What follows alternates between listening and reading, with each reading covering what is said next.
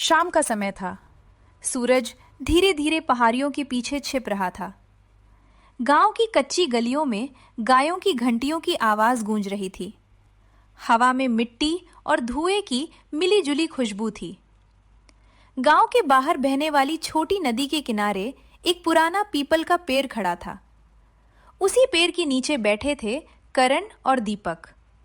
दोनों बचपन के दोस्त थे। गांव में लोग उनकी दोस्ती की मिसाल देते थे। जहां करण शांत और समझदार था, वहीं दीपक के अंदर हमेशा कुछ बड़ा करने की आग जलती रहती थी। लेकिन पिछले कुछ महीनों से दीपक बदल गया था। वो पहले की तरह हंसता नहीं था। अब उसकी आंखों में हमेशा बेचैनी रहती, जैसे उसके अंदर कोई तूफान पल रहा हो। दीपक नदी के बहते पानी को घूर रहा था। तभी करण ने धीरे से पूछा, तू इतना खोया खोया क्यों रहता है आजकल? दीपक कुछ देर चुप रहा, फिर बोला, करण, तुझे कभी लगा कि हम इस गांव के लिए बने ही नहीं हैं? करण हल्का मुस्कुराया। फिर शुरू हो गया तू? हर दूसरे दिन यही बात करता है। दीपक की आंखें अचानक गंभीर हो गईं। मैं मजाक नहीं कर रहा। देखना, हमारी जिंदगी, सुबह मजदूरी, शाम थकान और रात को वही अधूरे सपने, क्या यही जिंदगी है?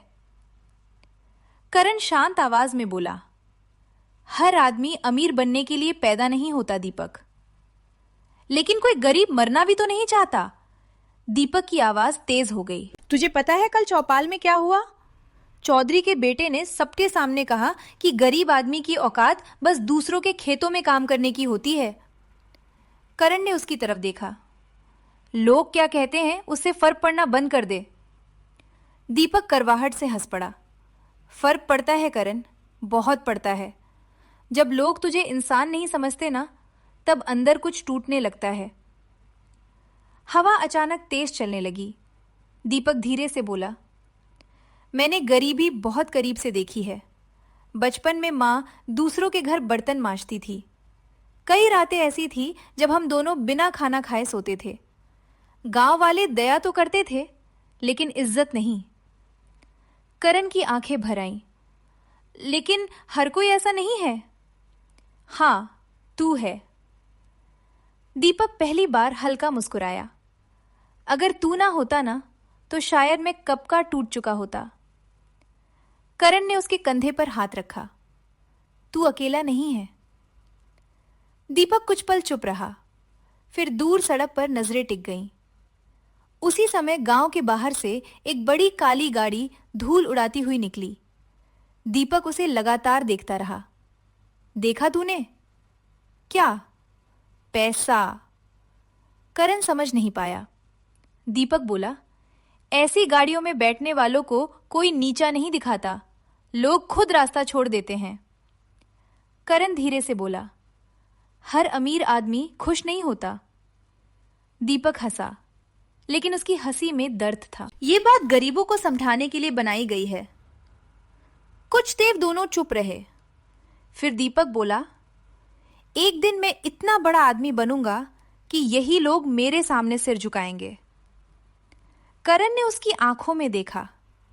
उसे पहली बार डर महसूस हुआ, क्योंकि आज दीपक की आंखों में सपने नहीं, जुनून जल रहा था। अगले दिन दोपहर की तेज धूप थी। गांव के बाहर सड़क बन रही थी। मजदूर पत्थर तोड़ रहे थे। कोई मिट्टी उठा रहा था, तो कोई गर्म तारकोल फैला रहा था। दीपक भी उन्हीं मजदूरों के बीच काम कर रहा था। उसके हाथ छिल चुके थे। माथे से पसीना लगातार बह रहा था। दूर खड़ा ठेकेदार सब पर चिल्ला रहा था, जल्दी हाथ चलाओ, शाम तक काम पूरा होना चाहिए। दीपक बिना कुछ बोले काम करता रहा। तभी सड़क किनारे एक सफेद एसयूवी आकर रुकी। उसमें से महंगे कपड़े पहने एक आदमी उतरा। ठेकेदार तुरंत दौड़कर उसके पास गया और झुक झुक कर बात करने लगा। दीपक की नजरें उसी आदमी पर टिक गईं। उसकी मुट्ठियां धीरे धीरे भींचने लगीं। तभी पीछे से करण पानी लेकर आया। ले, पानी पी। दीपक ने पानी लिया, लेकिन उसकी नजरें अब भी उसी अमीर आदमी पर थीं। देख रहा है करण? क्या? पैसा आदमी की आवाज बदल देता है। करण बोला, इज्जत इंसानियत से मिलती है। दीपक अचानक गुस्से में हंस पड़ा। इंसानियत?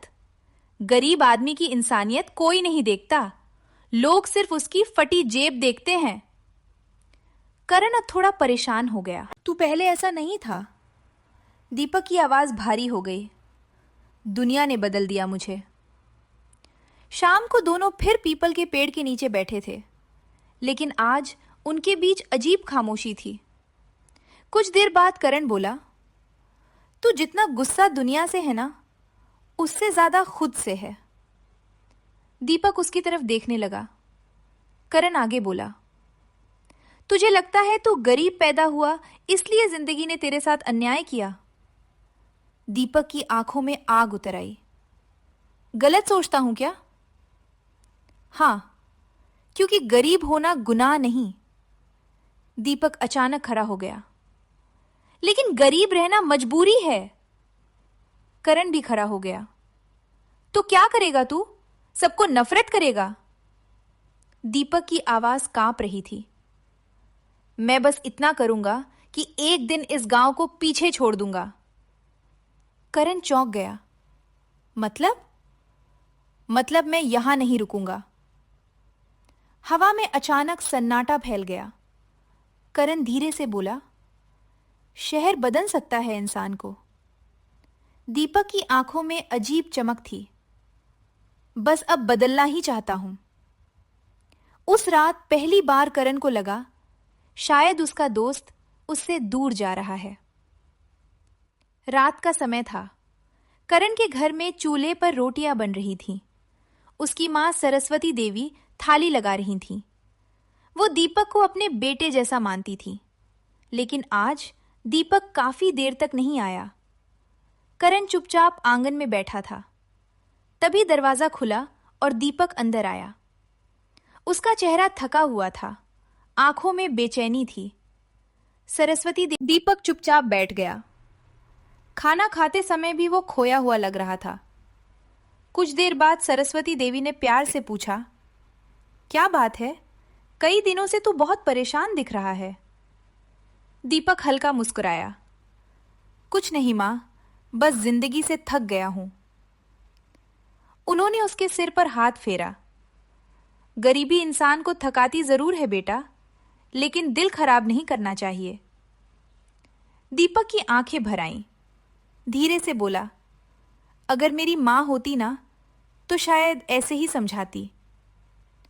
यह सुनकर सरस्वती देवी की आंखें नम हो गईं। पगले, मां जन्म देने से नहीं बनती।